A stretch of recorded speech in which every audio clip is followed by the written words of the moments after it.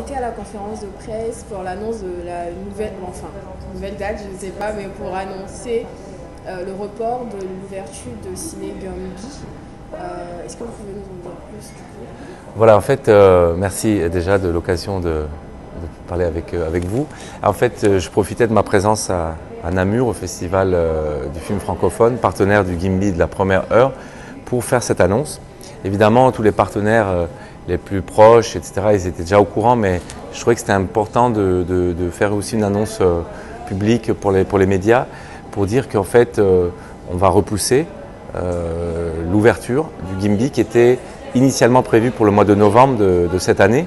On l'avait annoncé ça lors du FESPACO 2019 à Ouagadougou. Et voilà, un chantier, c'est toujours difficile à prévoir et les dates sont toujours tellement compliquées à respecter. Mais voilà, donc on reporte l'ouverture au premier semestre 2020 et je vais éviter de donner une date aujourd'hui parce que je n'aimerais pas faire deux fois la même erreur.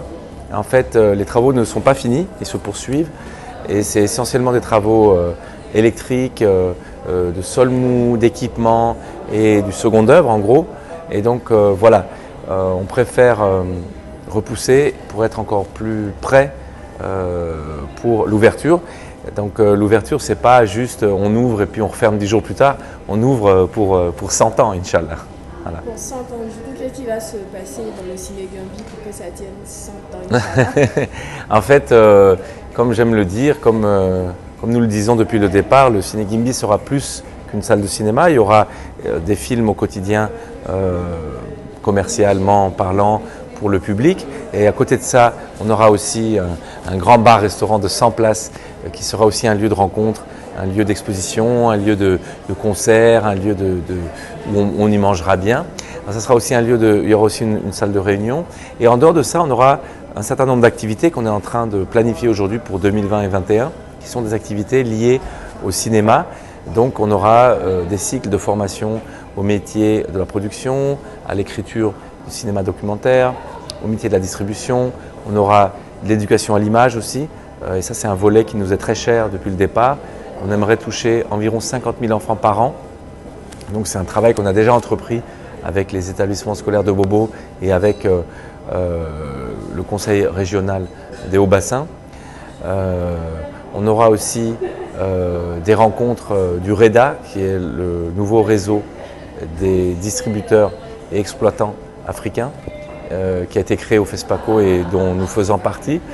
Et donc c'est un réseau qui regroupe pour l'instant 18 salles de cinéma en Afrique de l'Ouest et du Centre.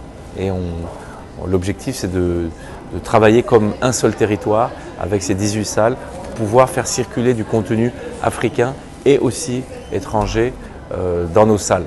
Et voilà. Donc on a à peu près 13 activités qu'on a déjà planifiées et sur lesquelles on travaille, qui sont en partie financées déjà et qui vont venir enrichir donc le hub du Gimbi. Donc ça montre aussi qu'on a aussi une vocation de formation, une vocation de partage évidente. Voilà.